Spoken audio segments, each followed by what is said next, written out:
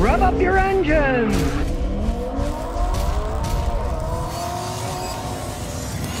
Guy's got a 2012 Hyundai Sonata. He paid 12 grand for it, 100-something thousand miles ago used.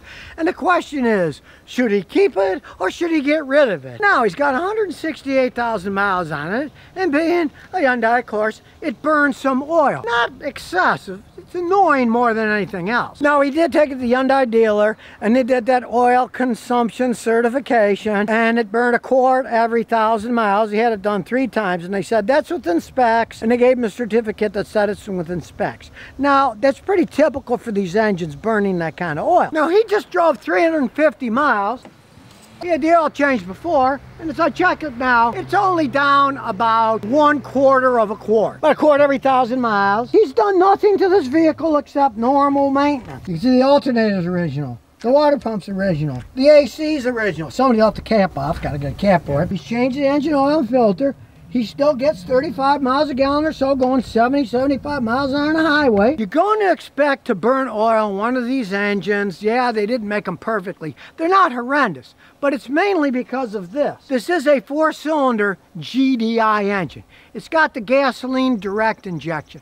All that extra pressure into the engine, a lot of these engines will burn some oil.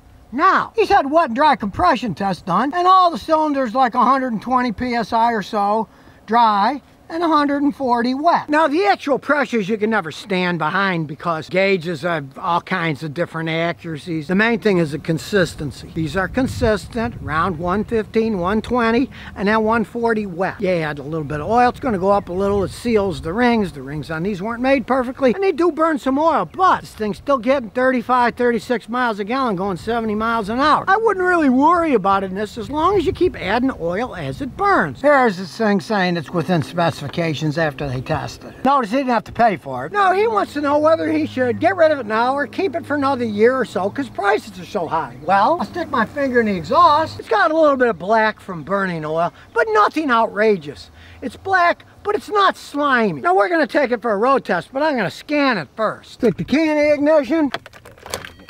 Roll the windows down because it's going to be 100 again today. Okay, so we'll go to diagnosis, and we'll go to Hyundai. There we go. Automatic detection. Knows the model. Got the VIN number, and we'll do an automatic scan. Here we go.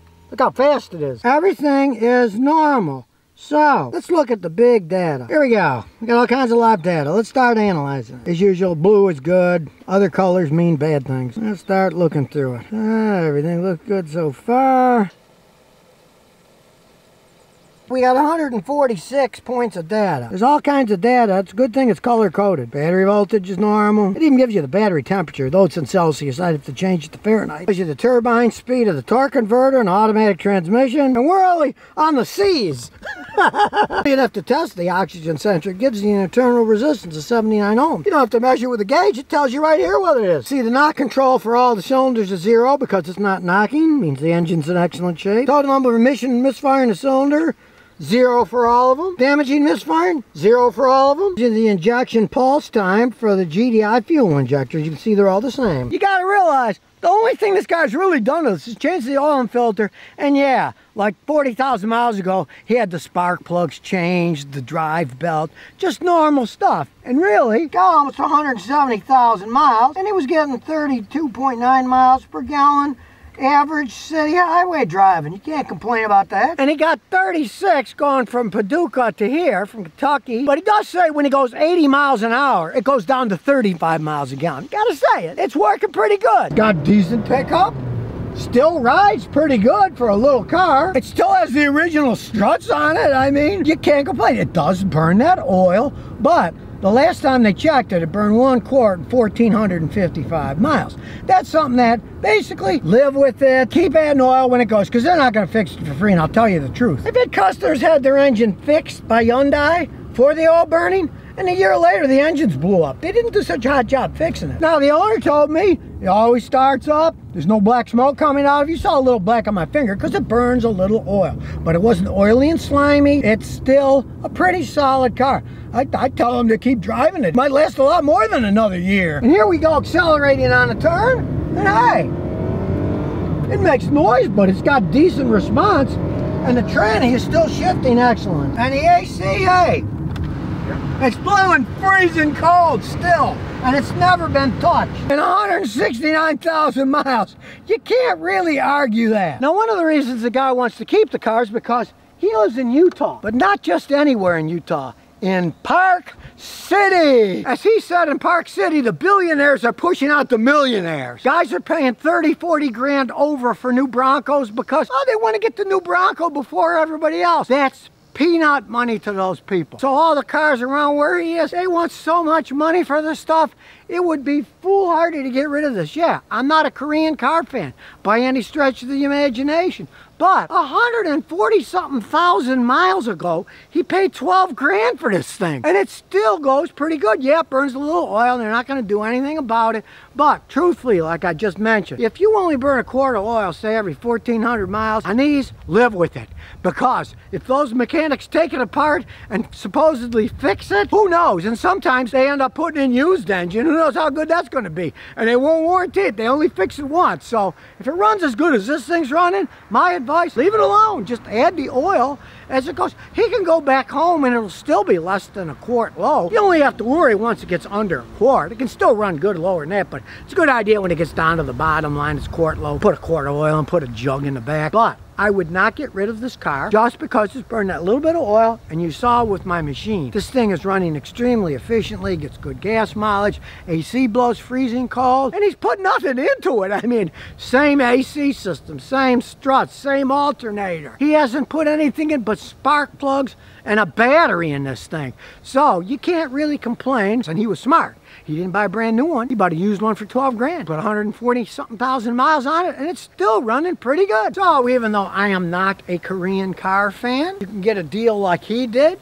and it still lasts that long. There is no way you're gonna be able to buy a Toyota Corolla, a Honda Civic, or even better, a Camry or an Accord for $12,000 that's only got 20,000 miles on it. That's not gonna happen. These, yes, you can. You want a guy like me to check it out, make sure it wasn't wrecked, flooded, or stolen, but at that price point for what you put into it. Because let's face it, you would probably end up paying at least twice as much for a Honda or a Toyota. And with 20-something thousand miles on it, it's still got a lot of life. Just realize one thing. This guy's a mechanical engineer. He does a lot of highway driving. If this had been 169,000 miles of stop and go city driving, the engine probably would have blown up by now, or it'd be burning a quart of oil every 100, 300 miles or something.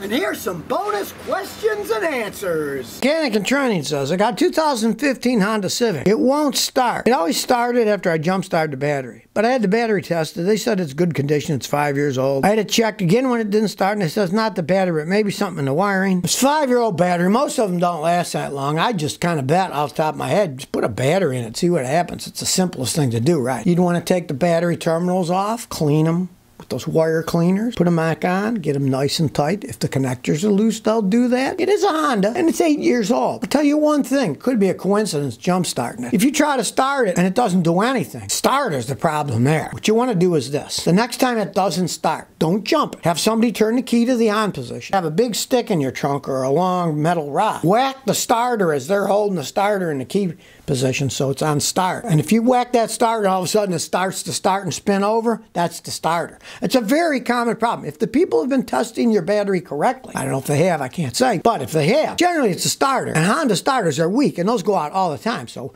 you whack it, and then it starts going, replace the starter. That's the most common thing if the battery was tested correctly. If it really was tested correctly and there's nothing wrong with it, you need a starter. And that's a good way of testing. You hit it and then it starts, even if it doesn't start. If nothing's happening, you hit it and then it starts to go, you know the starter's going out and replace it. Big and Tucker says, should I sell my 2020 Honda Accord Hybrid? This company called Driveway offering me $29,950. It's got 47,000 miles. I owe 19. I bought it for 30. What do you recommend? Well, what do you want to do? You don't have many miles. The car's still good for quite some time. Are you going to buy another car? If you don't need another car, sell it now and get your money and get out of it, right? But you think, look, I'm getting a whole bunch of money for my car. Yeah, and then you're going to have to buy another car and pay a whole bunch of money for that. So What situation are you in? If you're moving somewhere you don't need a car, yeah, sell it now. If you got another car, sell it now and get the money out of it. But if you're going to buy another car, why waste your time? Because those things are well made. They can last a really long time. You only got 47,000 miles on it. And if you still need a car for transportation, you're going to have to buy another one unless you got a deal going somewhere like a relative died and gave you a car free. Then sure, sell it right now. Get your money out of it. There's no way that people are going to be paying that kind of money